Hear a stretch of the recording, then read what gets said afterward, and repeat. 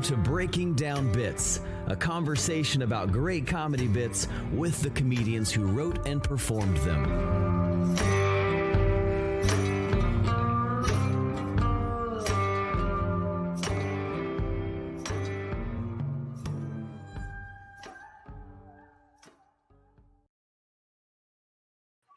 Hey, welcome back to Breaking Down Bits. I'm Brian Gendron.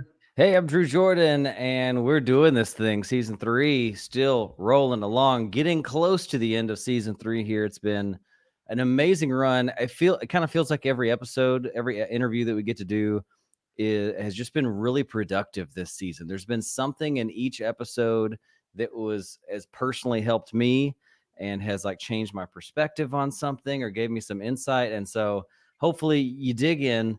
And if you've missed some episodes, get in there on all podcast platforms, and you can find it at breakingdownbits.com. Absolutely. It's been a great season, great run with this show. I absolutely am growing as a comic, as being a part of it, and hopefully our listeners are finding the same thing. One area we've been able to iron sharpens iron with comics from all over the world is our feedback mic. We've been doing Tuesday nights. We used to say we try to do it every Tuesday night. Well, God damn it, we have done it every Tuesday night. 9 p.m. Eastern time, and just an incredible group of comics, usually great feedback, really productive, really positive. If you would like to get in on that, please email us or hit us up on social media. You can email us at breakingdownbits@gmail.com to say you'd like a spot next week. Or, of course, you can get at us on social media at Breaking Down Bits. Yeah, actually, that mic, honestly, for me, just as valuable, if not more valuable, than going to an in-person mic. It's just a fun place to try new material, and there's such great writers in there that you're always going to walk away with a tag or a different way to arrange something or a different way to think about something. It's really valuable if you love writing and maybe you're in a place where you don't have a ton of open mics in your area. Hop in there, shoot us a DM. Let's do it. Absolutely, Drew. One other quick call out, of course, Drew and I run a show in Houston. It's called The Riot, riothtx.com. And if you're coming through Houston, want to get to Houston, let us know, hit us up, and we'd love to work with you. Send us a tape, all that stuff. You can get to us at theriothtx.com. Let's go back to our last show and do our callbacks with comedian Jerry Garcia. Great episode. Yeah, great episode. I feel like I'm going to steal we didn't talk about this previously. I know I'm going to steal your callback, and I'm so sorry, but I'm going to do it first so you can think harder. I think he was just another reminder to always be networking and be connecting with the people coming through your town. He kind of got his big break, was connecting with headliners that were on the road coming through town, made a friend, and he was able to kind of like slingshot his career a little bit. So I think it's just good for comics to always remember, make good relationships with the other comics around you. Don't be creating drama. Be friendly, be a good hang, be funny, and that's going to actually get you places in comedy because it is so. Networking is a part of the game. You think you know me, Drew, but you don't. That wasn't mine at all. Jerry had the episode, I titled it Confidence, and it's something that he talked about, and it's something sometimes we forget about. Just show up like you've been there. He talked about the fact that he got fans early on in his career within the first year, like a lot of fans, because he would do a 7-minute set and he would make it feel like he had more material. And they'd be like, you remember they'd be like, hey, we're going to come see you again. He's like, please don't, wait a year. That's all I got. But just arriving on stage with that confidence all the time it helps with your material, helps with your delivery, and it helps you relate and connect more with crowds. Yeah, that was a great episode. Grab that one. It's up on Spotify, Apple, all the places where you listen to podcasts. Find it at breakingdownbits.com. Ready to bring in our guest? Let's do it. Jourdain Fisher is a New York-based comedian raised in North Carolina, where he started comedy at the age of 17 to keep from working at his family's funeral home business. Jourdain was highlighted as one of the 2018 New Faces at Just for Laughs Montreal, was a finalist in 2017's Stand Up NBC, and has participated in Atlanta's Laughing Skull Festival. He's written for Viceland, 50 Central on BET, and The Tonight Show, and also performed on The Tonight Show and Comedy Central. His album Good For You is available now on iTunes, Spotify, and Tidal.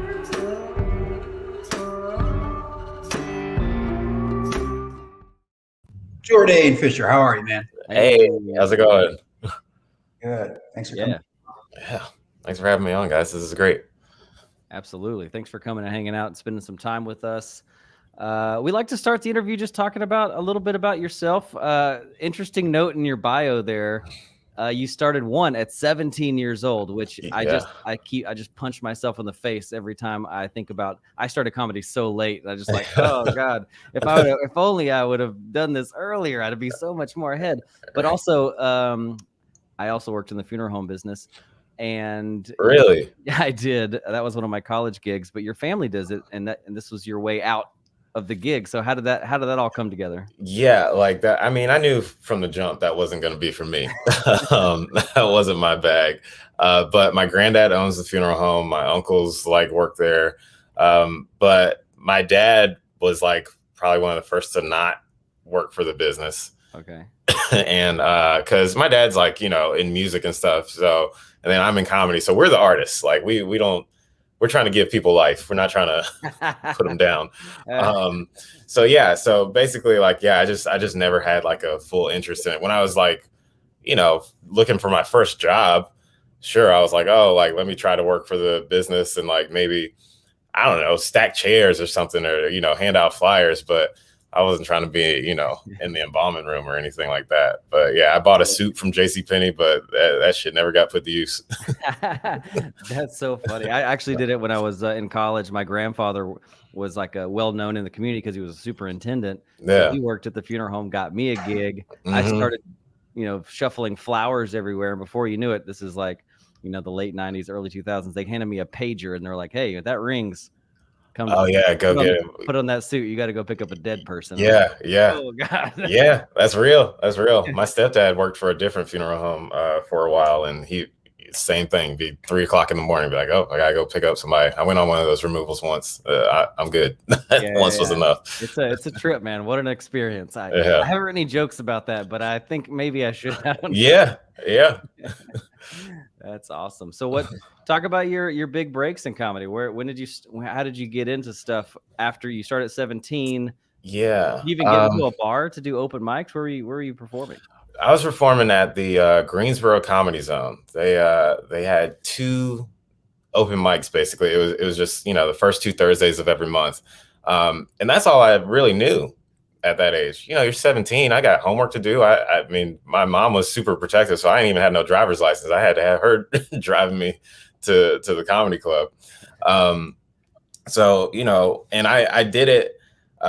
One, because I wanted to. My friends told me I was funny and I should try it, so I did that. But also, that was my rising senior year, and we had to do a senior project.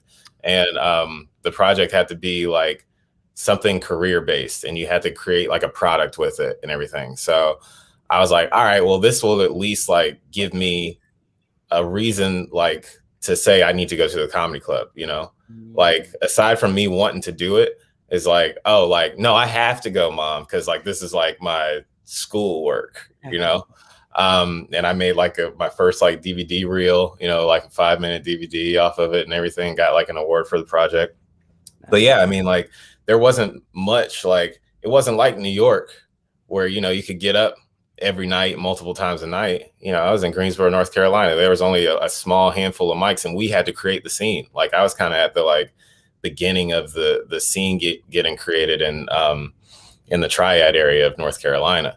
We started doing shows at coffee shops, and we would have to drive elsewhere, hour and a half away to go do a mic if we wanted to. And I was in school and college, so it's a lot of times I'd be like, I don't know, can I go? I don't know if I can go drive to South Carolina on a Wednesday night and come back, But yeah, so I mean, I just did that, stuck it out, started hosting there, then became the house MC at that club eventually, and was getting a bunch of stage time, not realizing it at that time, because road comics would come in and be like, oh man, you're funny, you're getting good stage time.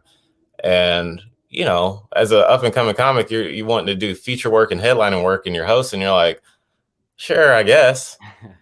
But once I moved to New York, I realized how valuable that stage time I was getting every weekend as a host, doing 4 shows a weekend, learning how to work a crowd, along with working your material, like, because there's plenty of comics coming up that, you know, you perform in front of comics and then you get in front of a real crowd. They don't know how to work a crowd, but diving head in on, and that being like your learning grounds, it's invaluable. So, you know, once I got to New York, it was like, I realized, like, yeah, I was getting stage time, because it's hard to get more than 3 minutes in the city, you know? Absolutely. So that was so you moved to New York after college, or give us a time frame? After college. So I started when I was 17, and then I moved to New York when I was 25. Made the leap, and I was like, you know, because I knew like there was a cap in North Carolina. You know, I was hosting the room. That was great. I was doing some road work here and there. I had won some, you know, local competitions and stuff like that. And it was like, all right, like, you know, like, I get it. Like, I can do this. And it was a decision, you know, all right, it's either going to be LA or New York. I ended up going to New York because Dave Chappelle came to town and did a show. This was like back when like seeing Dave Chappelle was like Bigfoot, where it's like, holy shit, like he's doing stand up again. And I asked him, like, you know, I wasn't on the show or anything. He was just gracious enough to like hang out around us afterwards. But I was like, yo, I'm trying to decide between New York and LA. And he was like, I would go to New York. That's where I started, and that's where I got good. And that's like my idol. So I was like, bet. So went to New York, and then it's like starting over. Because nobody cares what you did. Nobody cares about some competition you won in North Carolina. they're like, those people don't even know comedy down there. So what would you? That's how they feel, you know. But no one was like, "Hey, you're from Greensboro." Right? Yeah. Oh, this dude, you know, the North Carolina scene. You know, but admittedly, the scene's grown a lot since I started. But like, you know, going to New York, it's like you really got to prove yourself, because it's the top of the top. And, you know, they don't care what you've done outside of, you know, that city. And it humbles you, and it makes you realize what material of yours is worth keeping, which is like really good to know if you actually care about being a better comedian. So yeah, once I got there, it was like, all right, starting over, back to doing mics, which I was doing mics in front of comics, which really wasn't what I grew up doing. Yeah. So that was kind of new for me. And then eventually, like, was able, and, you know, just started like hanging around the bar shows and stuff. That was one thing like I had to learn, is that, like, you know, you get to a city and they're like, oh yeah, just like hang out at the shows. I'm like, I don't, okay, what does that mean? And then I would go to a show and I see a comic and be like, oh, you going on tonight? And they're like, no, I'm just hanging out. I'm like, oh, y'all really mean just be here? Like, just hang out, like, just be around. So, you know, I was doing that, started getting on the local shows, then worked my way into a club. You know, I got a manager and everything, and started working the Stand comedy club there. And then that kind of helped, you know, start getting the ball rolling on like breaking my way into rooms there. Because if you have like the credit to be like, oh, I work this good room, you know, then it helps you kind of feed into the other places. Yeah. One thing about New York, I guess, that we've been hearing a lot, and as we are both based in Houston, and the scene in Houston obviously very different than New York, we do have the benefit, you know, like you said, in North Carolina, to have people like regular audience members at our open mics. There's a fair amount of them. You can do maybe one or two a night, you know, as things go on. And all these comics say in New York, you know, you're doing, the headliners do 15 tops. Yeah. Like that's, you don't get a ton of stage time. You're doing all your mics in front of comics. It almost making me think like I guess I'm feeling very fortunate to have as much stage time in front of real audiences. Because, you know, the thought is sometimes, I gotta get to this, I gotta get to the city, I gotta get to New York. But then you're like, wait, when you get to New York, it's just a different struggle. It really is. Like, take advantage. Like, I'd say any comic that's starting off in a scene that's like not New York or LA or whatever, like, take advantage of the fact that you have a real audience to play with, and don't take that for granted. Treat even the mics, like, treat it like a show. Like, treat it like you're really going up there to knock it out of the park. because you're going to build good habits that way. Yeah. Like having that confidence in front of an audience is half the battle. So, I mean, yeah, like it's just so much, because I've seen it time and time again. I honestly don't know how people that start in New York City like get to progress through the levels. Like it's just like I see like the mics and stuff. I'm like, how the hell do you get out of this? Because this is crazy. Like y'all are doing 2 minutes. 2 minutes. There's like 40 comics like in the lineup, like in the bucket that they're picking names out of. You're going up there to do your 2 minutes in front of people that think they're funnier than you, that want to just get on, and go to their next mic and have no interest in what you have to say, and only gonna laugh at you if they like you and know you. Yeah. So, I mean, it'll build a tough skin, sure, but you also have to realize, like, all right, I can't just write jokes that are gonna make comedians laugh. Comedians, you know, we're all twisted up in the head, and like, you know, there's a certain like checklist you have to say to us to make us laugh, but audiences aren't that. Yeah. You know, there's an art to being like, you know, a comic's comic and all that, and being able to make comedians laugh and not just say hacky material that every audience member is gonna like. Sure. But you got to know how to make an audience laugh and not just comics laugh. Because I've seen people go up there and say things that's like, all right, yeah, sure, that make comics laugh, but audiences are like, what the hell is he talking about? Like, this is like, we have no frame of reference for what you mean right now. So that's like a navigation that you have to really like hone in on.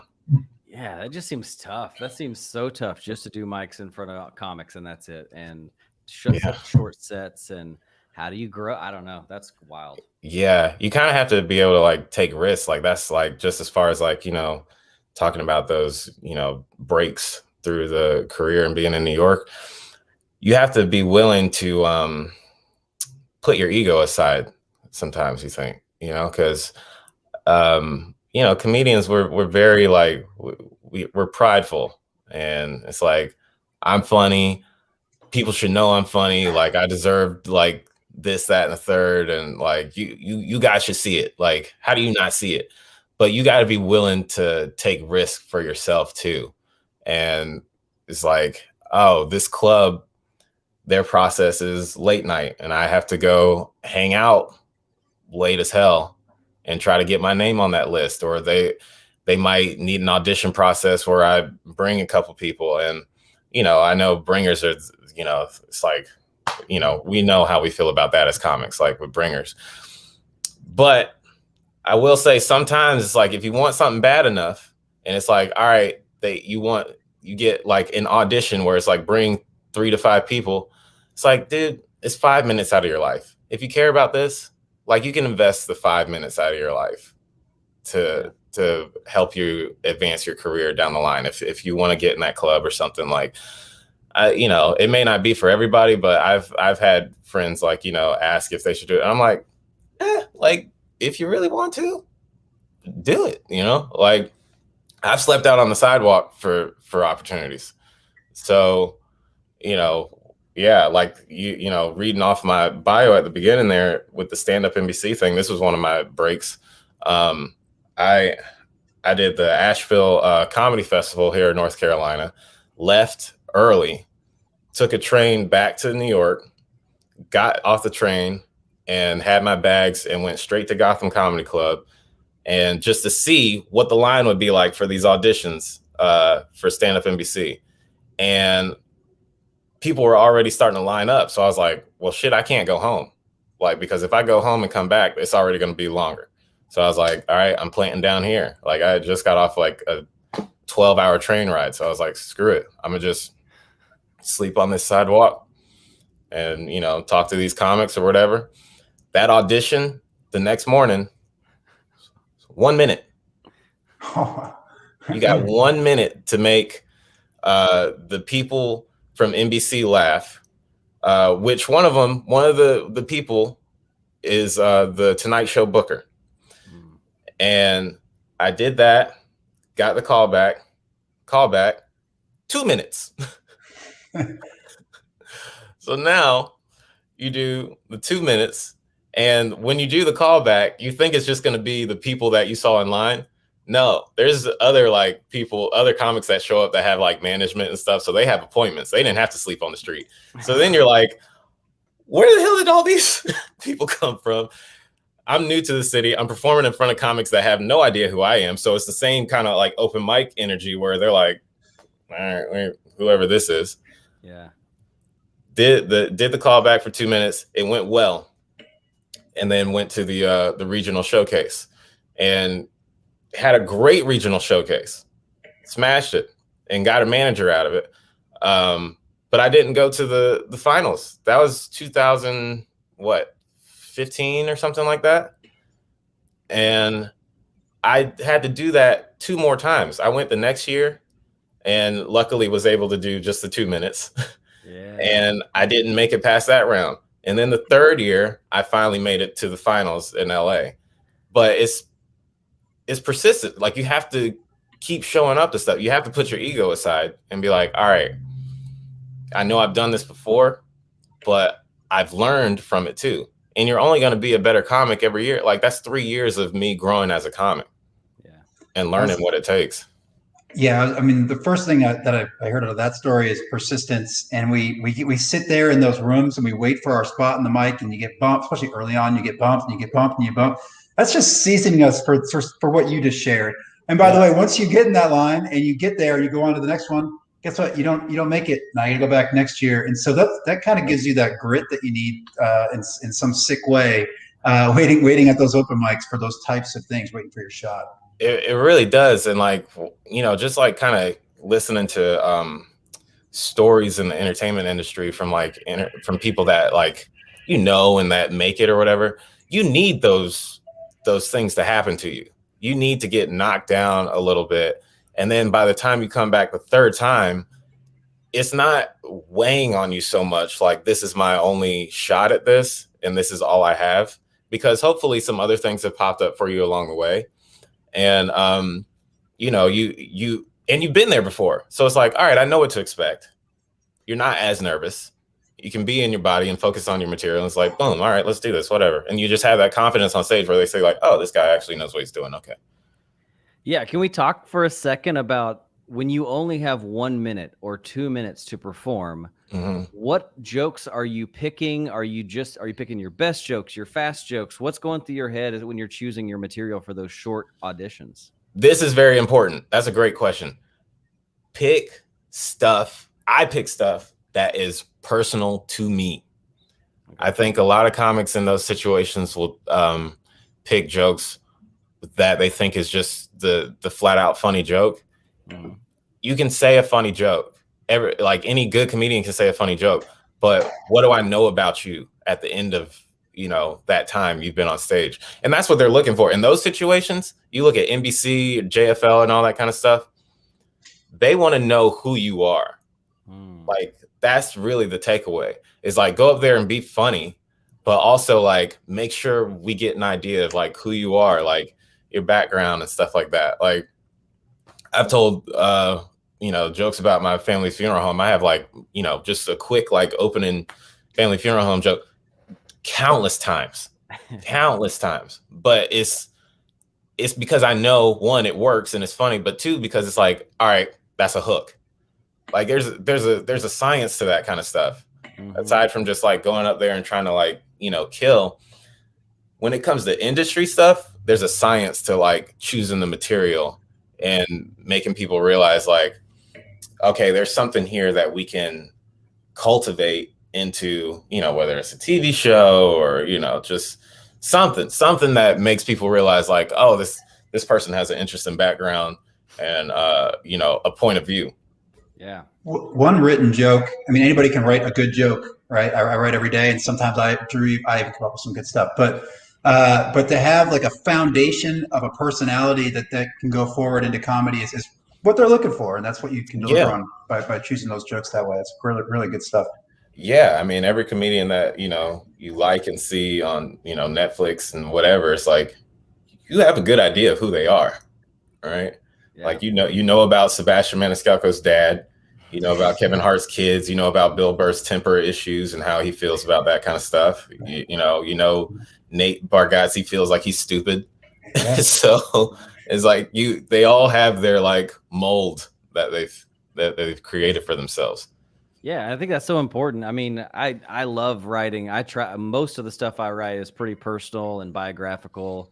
That's stuff I like writing the most. And Yeah. I really hope that, that's the goal. I think if you get off stage, especially doing a short set at a club or something, and the audience goes, okay, I kind of know 2 or 3 things about the personality of this guy. Right. I think it's kind of a win. And it's just, to me, it's so interesting to get to know someone through their comedy. And you're right. All your favorite comics, you feel like you know their personality. And it's because that's injected in every joke. Yeah, exactly. That's something I'm trying to get better at too, is like just writing stuff about like my actual personal life, like when it comes to like family and things like that. Because like a lot of material, like I touch on those things, but a lot of material that I have is more like,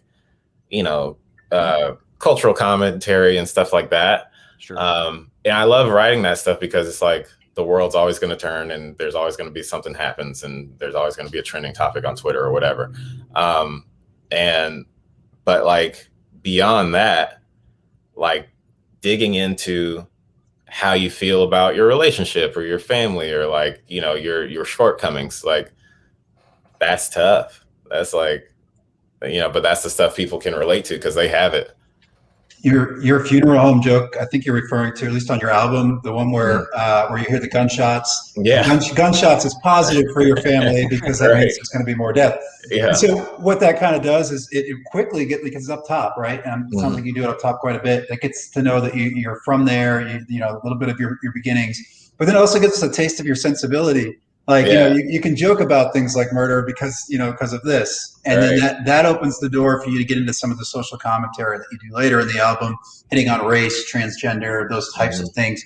You open the door for that. But if you don't do that in order and they don't get to know you, you don't get permission to get into some of those things. Exactly. Yeah. You got to kind of set the tone. I can't just come up straight up top and be like, so this transgender joke, right? People are like, whoa, like warm us up first, buddy. Let us know we like you. Yeah. Well, maybe this is a good time to hop into a little bit about your writing process. We like to always just ask it very open-ended. Take it where you want. How does Jourdain Fisher write comedy? That's funny. What's funny is like I've gotten writing jobs and stuff, and I am not one of those people that enjoys like writing all the time. Like I'm not one of those. I wish I could say I'm one of those comics that I wake up every day, I have breakfast, then I sit down and I just start writing. I read the newspaper or whatever, and I just like start writing. That is not me. Like my stuff like comes in waves, or like I'll say something funny and I'll joke around, and then it's like, all right, like jot that down. I kind of like will bullet point stuff out, or like have like a nugget of idea and I'll write it down in my phone and I'll kind of like just mull it over. It's just like kind of swimming in my mind, like over the next like week or whatever. And then I'll go on stage and like, speak it out. For me, like, honestly, like writing, I'll write something down. I'll go say it on stage and I have to just hear it. I just have to hear myself say it. And I don't care if it works. I don't care if it bombs. Like a lot of times it might just be like, it might fall flat, but one person might like see where I'm going with it. And I'm like, okay, all right, now I know what to do. Once I hear it, and if I hear it fall flat, my brain's like, oh, we know what we want to do with it now. And then like, I'll like come off stage and then like the ideas like start coming. That's kind of how it works for me. Or like, I'll say it a couple times and then like the tags start coming, through. And like, I mean, over the pandemic and stuff, I've gathered new material and I don't know how. Like it just kind of manifested itself. I would just jot down ideas here and there, and then next thing you know, like I got booked to headline for a weekend, and it's like I just had all these like ideas, and just went and did the hour, and it's like, all right, this stuff works, you know, like, and a lot of times, like if I have that adrenaline of those new ideas before I go on stage, like as the feature is on and I'm going like through like the checklist, the jokes start coming. I'm just like, oh, say this, put this here, put this here. Ah. It's very like jokes are very much like a puzzle for me. I'm like big on like segues. So I like to have my material flow from one thing to a next, because when I first started watching stand up, I was 9 years old watching Richard Pryor live in concert. What blew me away was the fact that Rich came out talking about police killing people, and then the end of the set was a sex joke, and you didn't know how it got from that over the hour. You never felt like jarred by the fact that the subjects changed. Yeah. And it's like, you just go with it. It's just a flow. So I kind of like that in comedy, where it's just like, oh, I'm going to take you on this ride and you're not even going to realize we just made a left turn. Yeah. And I noticed, I'm glad you called that out. I noticed that with your album, that your segues were strong, and with the material that we're watching today.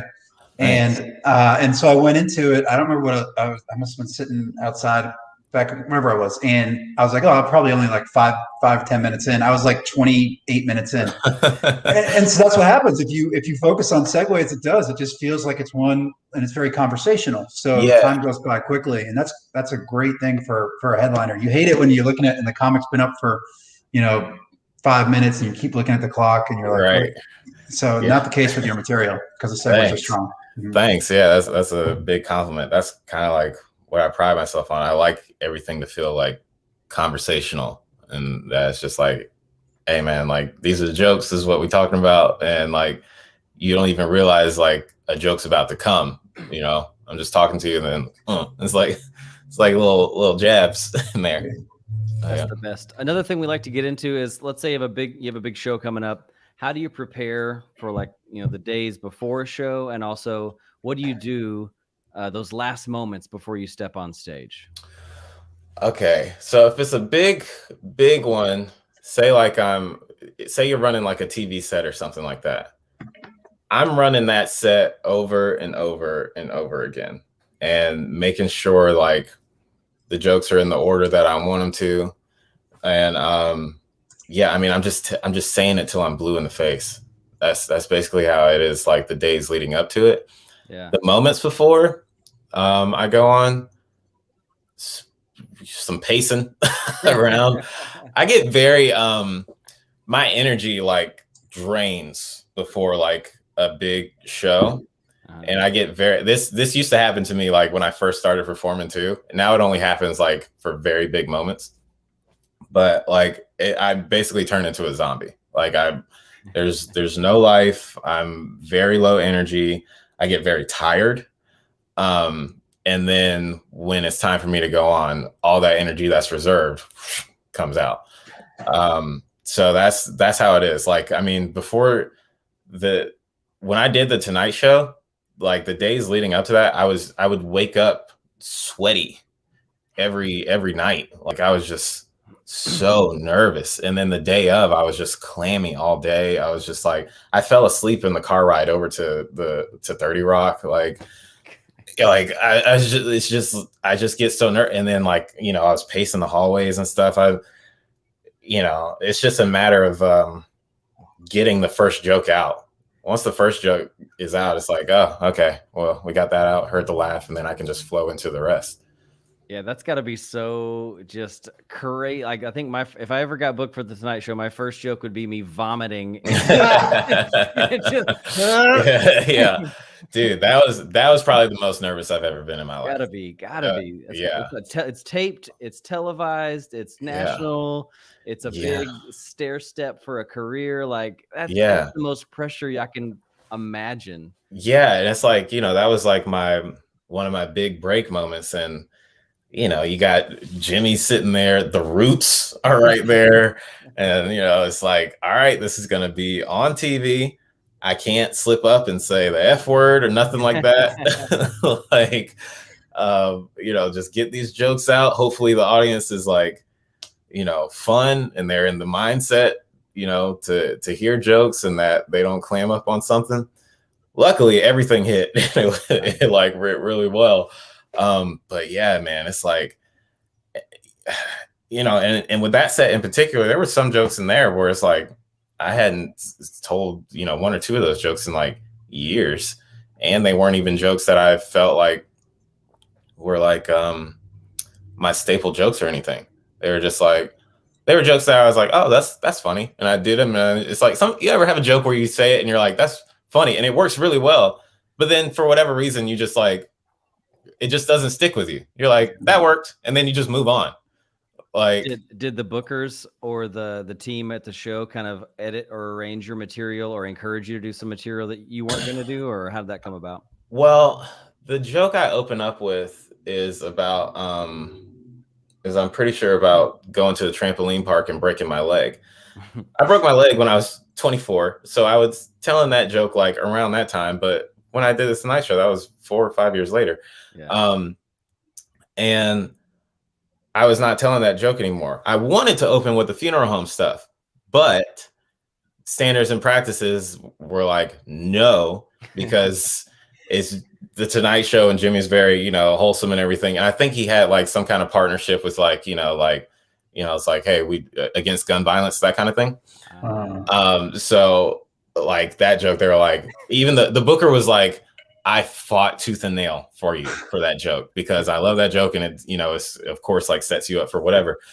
And they were like, yeah, we're not budging on that. Like you can't tell it. So I had to like positive spin on gun violence. Yeah. So I had to like go through like the back catalog and like be like, all right, what other jokes could I open with possibly?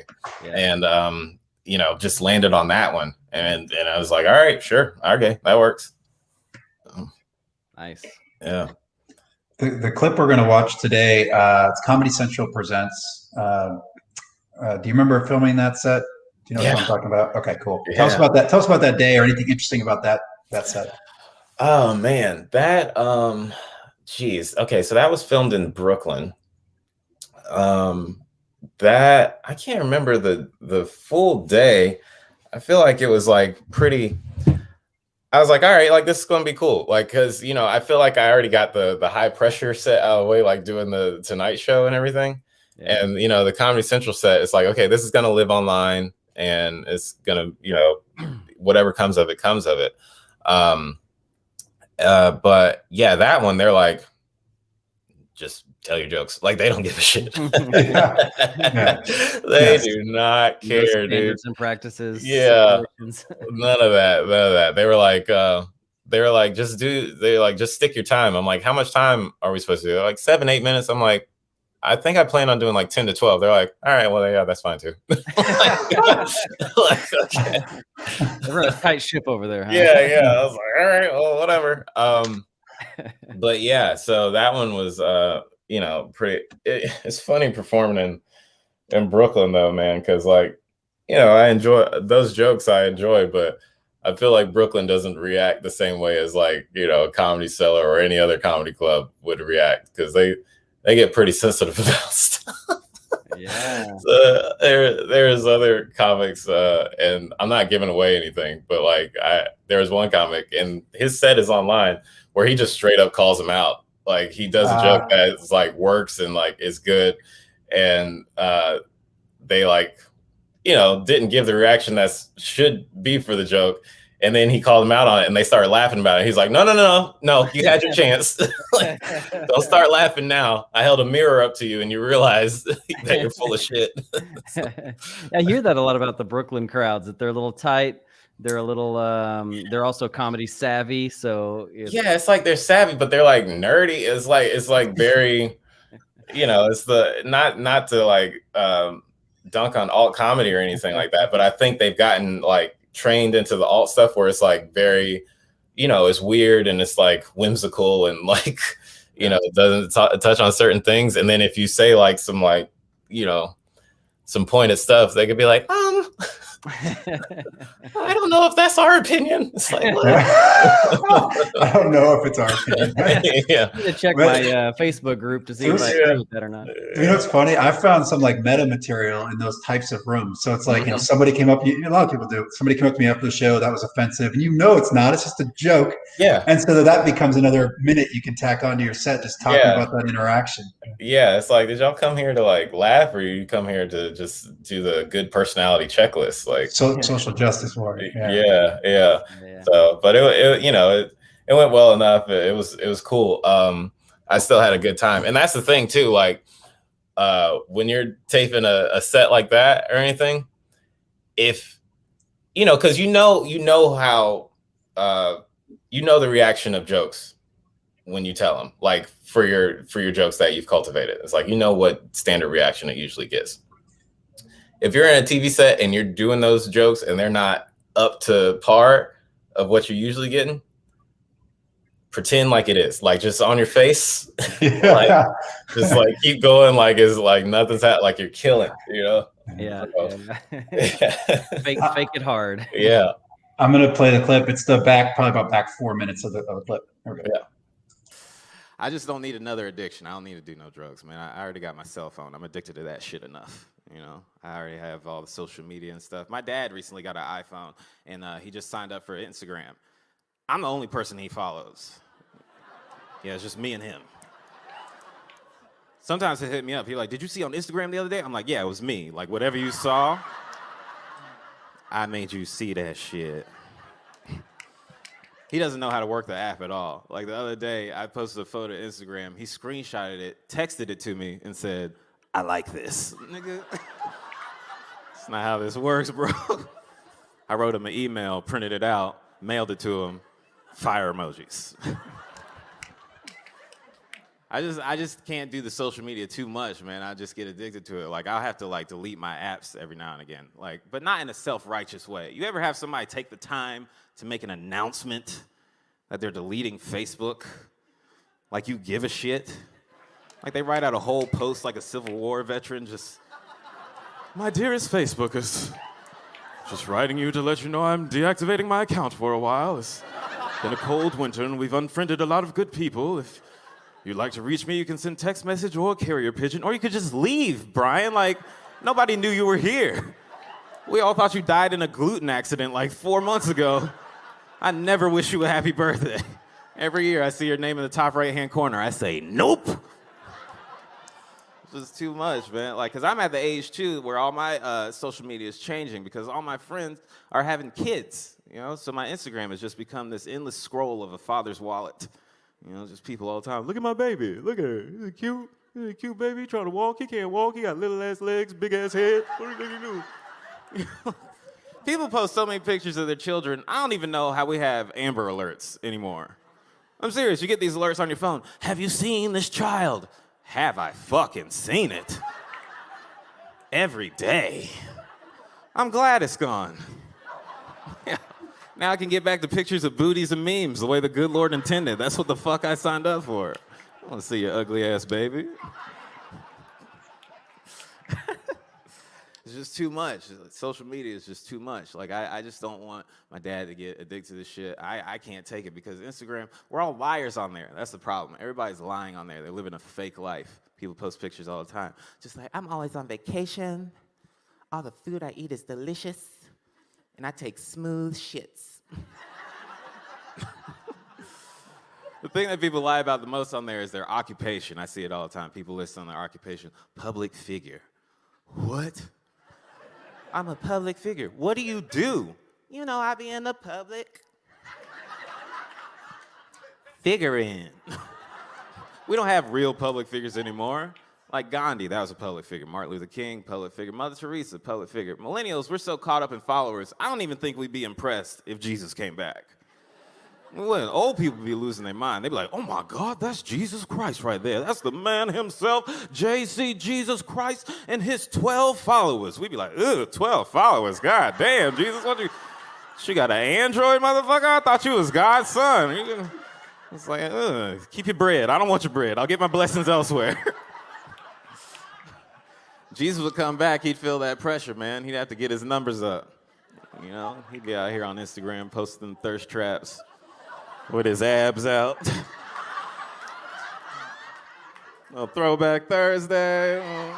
Hashtag blessed. He'd feel that pressure, man. He'd have to do something irrational. Jesus would have to join the Kardashians. He would. You know they try to fuck him since he's black. And I'll let y'all catch up on that.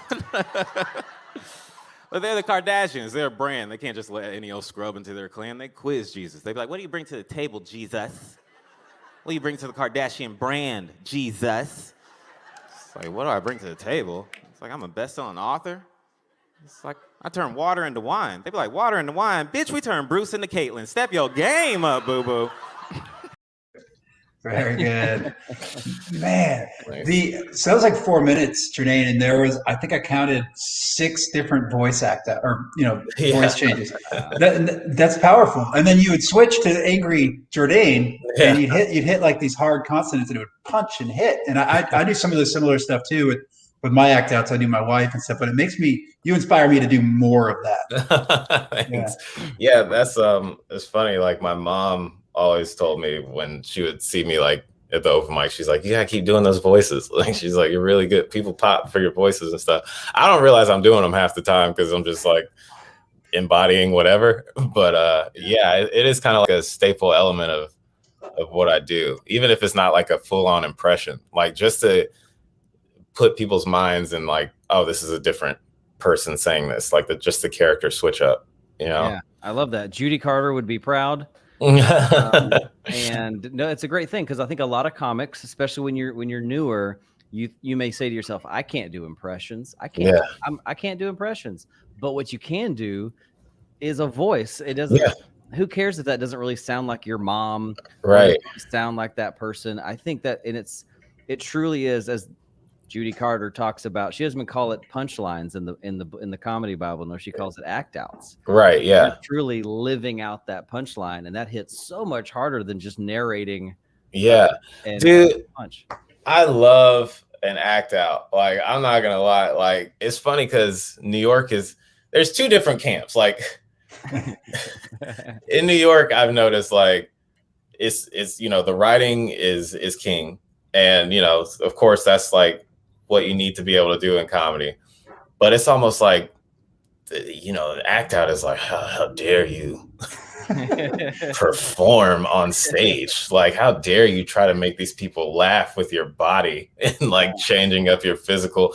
LA is like, like they'll do a cartwheel on stage. They don't give a shit. But yeah, like being in New York, it's like sometimes, people do act and they're like, ugh, they're all act outs. And I understand, like, there is a limit where people are just like, you get into like 2007 Dane Cook mode where you're just like in the wall. there's that. But, to help push a joke over the edge, audiences laugh at that shit. It works. Like, it obviously works. Like, physical comedy is obviously a thing. Like, I mean, even Seinfeld has said that. He's like, he could say like, oh, this fat guy, and then people will laugh. But if he goes, and this fat guy, like even just the little bit of body change. Yeah.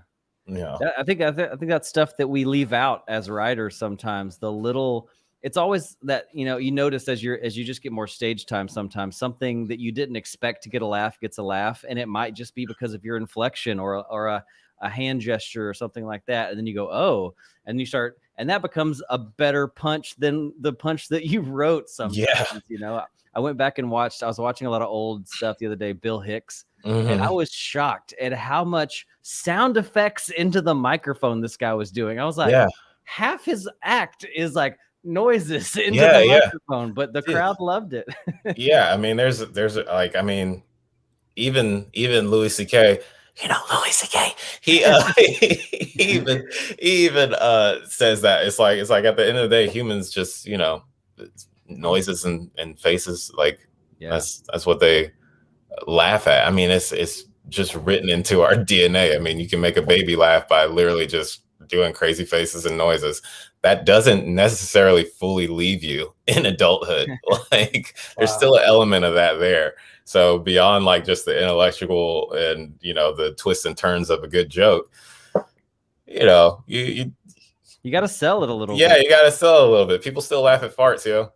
I think you have both. You're able to do the voice and vocal act outs, and then you also you're hitting on sort of social commentary stuff, right? You know, it's all layered and stuff that annoys you about social media, and then of course you even hit on religion in a unique way and brought it into present time with social commentary. And so I think it's in the writing, it's in these ideas, and then connecting it to sort of the current human experience, all put together really masterfully and really well done. Thanks, man. Thanks. Yeah, it's I don't know. Yeah, that's just the way I see the world, I guess. It's just like how can I take two things and connect them together, and you know, just make fun of it. I really loved the leaving Facebook with the old, like, you know, 1776 dearest Facebook. Yeah, like that legit bothers me. Like it really pisses me off when people tell me or like post like, hey, I'm gonna be inactive or I'm taking a social media break. And it's like, dude, just then do it for you. Like fucking leave. Like we don't need to know. Like it's fine. Like I've seen it recently. I saw somebody post that, and then like a week and a half later, they were like, hey, I'm taking a break still. Just wanted to check in. And it's like, then you're not taking a break. Like we all check in every day. That's the point. Like that's what this is. We're checking in on each other daily. So like you can either be here or not. Like you're not allowed to make a post and be like, hey, just taking a quick break from my break to make this post, and then I'm gonna go away. It's like, well, then that's not it. Yeah, well, it sounds like that's rooted in some real frustration. Dude, it's so like as I legit am like a social media addict, and it's like a problem because I just sit there and look at pictures, and it's like I know I should be better about it. I have a stack of books over here I should read, but like I still get annoyed at people that like I've left before without saying. I just deleted my Instagram, didn't say shit. People, and when that happens, people find you. They reach out to you. They go to other things. They're like, what happened? What are you doing? I'm like, I just deleted this. Like, who gives a fuck? Like, who cares? I'm not dead. Also, the part about I love when you're talking about all the stuff people brag about, and the third one was smooth shit. Smooth shit. That's such a good turn. Yeah, a little rule of threes there. You know, I've got Crohn's disease. I've got Crohn's disease, so I feel that deep in my soul. Yeah. Yo, my granddad had that, and oh my god, I've watched a dog poop and got jealous before. Yeah, you know? Like, why? That's funny. The dog's just looking at you in the face like, this is how it is, man. Man, this guy just didn't even wipe. Just in like 2 minutes. Just went and started playing again. Back to the sort of the things that annoy you and bother you. So I think John Caparulo was probably one of the first ones that kind of turned us on. Like all of his stuff is written from that place, or maybe Bill Burr probably as well, right? He's an angry guy. You seem to have a similar source. Do you, in the moment when you're going through experiences or you're seeing things that annoy you, are you thinking about comedy at that point? You just in the anger and then reflecting on it? 'Cause it seems to be your source of comedy. It depends. I think like it comes later when I realize like, oh, this thing bothers me a lot. I should say something about it because like sometimes I'm too blinded by the annoyance, and then eventually I realize like there's a pattern or like I see it enough to where it's like I don't even realize I'm taking the point of view of like annoyance. It's just that I've seen it happen enough that naturally it comes out where it's like this is a thing that we all do that's bullshit. Like, you know, like I see you guys are pieces of shit and this like I would call you out on it. So yeah, and it's funny because my personality is very like, even though like I have those things that I'll project as like annoying on stage, I'm very like low energy, laid back, like kind of person. Like I'm not quick to anger. Like I'm pretty patient with people and things like that. So sometimes it takes me clicking in to be like, oh yeah, you're also a comedian, dude. Like this thing that just happened, like even though you let it roll off your shoulders, like take note of it and maybe write something about it. Like, because I've had plenty of things like where that'll happen to me, and I just don't make a mental note of it because I'm just like, well, that was weird. And and I just kind of like go on about my business because I'm pretty like, I'm not aggressive in any way.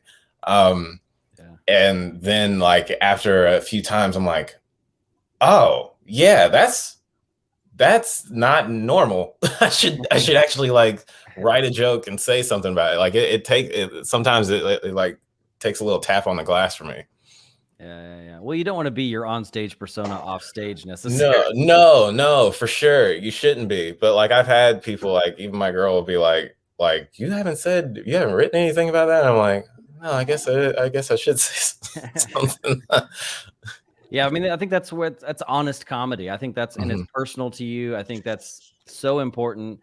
You can't just manufacture that stuff out of thin air. It really does have to. I think the best comedy comes from an honest place of, I don't understand that. That's weird. I don't like that. Like that's the home. Yeah, I fully agree, man. Because like that kind of like makes its way into my writing too. Because we're talking about like our writing routines and everything. Like I said, I'm not somebody that just like sits down and like just writes out stuff. Like it's hard for me. Like growing up, I would watch comedians and I'd be like, all right, this is obviously made up. Like some comics, it was like so like the joke is so like obviously made up. And not that it's like an absurd joke. It's just like, I know you wrote this, like you created this, that it's like, it takes me out of it, that it's like, it's not believable. So like, I'm not somebody that's just going to like fabricate stuff writing. It has to be a little bit real for me. Like there has to be an element of just like, oh, this happened to me, or like see the experience, or like have some kind of experience where it's like, all right, here we go. I can create something out of this. It takes a little more than just like, I'm just going to create this out of thin air. Because I mean, I know comics, I've known people that are like funny workhorses that like write and everything. I'm not bashing writing. Everybody should write every day. But like where it's like, but you're not living. Like you have to go live too. Like some people I've seen connected so to their computer that they forget to like go out and experience some shit that makes it like relatable to the audience. So I agree. So I write every day, but I write for 10 minutes, and that's just to get the joke mechanics and just practice those. Yeah. So that way, when things come up, I can get the jokes faster. Exactly. Yeah. But I've seen it where it's like people just like literally just like locked in, and they never go outside. No. And like I'm like, what are you writing? Because you ain't doing shit out here that would give you whatever experience you just said happened in the computer. Yeah. So I'm like, you have to do both. You have to have a nice balance. Like go live life, have some stuff happen to you, like see the world, like be with people. Because at the end of the day, you're talking about humanity. Like you have to be around humanity to write about it. Yeah, that's so true. Like that's one of the things that was really tough about quarantine and Corona stuff was that you didn't have experiences. So you didn't have that. So, I mean, I'm pretty introverted. And so sometimes I will say yes to stuff just for the sake of saying, you know what? It's going to give me an experience. Something's going to happen. I'll go on a date with someone. I'm like, I really shouldn't probably go on a date. It could create some comedy. Right. We're going to go check it out and see what happens and live some life, because that's a man that is sucked into the wormhole. You are never not going to be a comedian. When you go on dates, you're like, she got a buck tooth and a crooked eye, but we gonna see what happens. Actually put that in my Bumble profile. It says like, hey, if the date goes poorly, you might be in one of my jokes. Right. Heads up. So we wrap with this thing, and it's a little weird. Hopefully we prepped you for it. I missed the prep, but it's called Last Laugh. Okay. And it's basically what is the joke that you want to be remembered by, joke on your tombstone. It could be yours, it could be Richard Pryor's, it could be anybody's. Let me play the graphic, let you think about it for 7 seconds.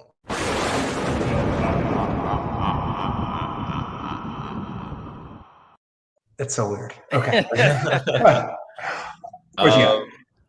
in peace, DMX. Okay. Yeah, rest in peace, DMX, my dog. I don't even think it would be one of my jokes. I think it would be a joke from Delirious, Eddie Murphy's first special. And he tells a street joke in the special to one of the kids in the front row. And he goes, a bear and a rabbit are taking a shit in the woods. And the bear looks over to the rabbit and says, excuse me, do you have a problem with shit sticking to your fur? And the rabbit says, no. So the bear wiped his ass with the rabbit. It's such like a simple little joke that I was like, that's funny.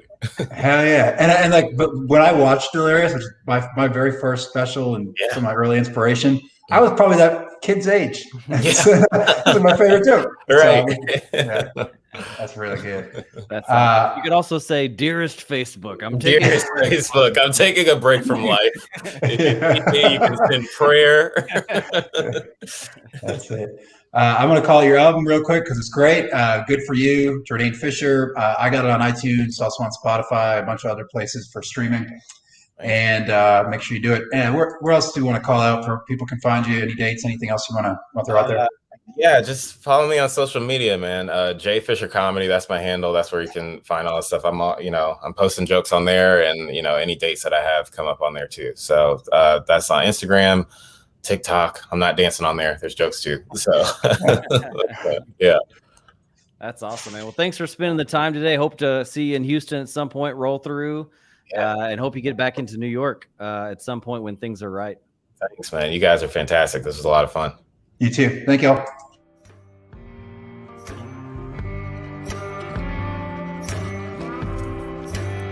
Thanks for listening to Breaking Down Bits. You can keep in touch or get more when you follow @BreakingDownBits on social media, visit the website breakingdownbits.com, or shoot us an email at breakingdownbits@gmail.com.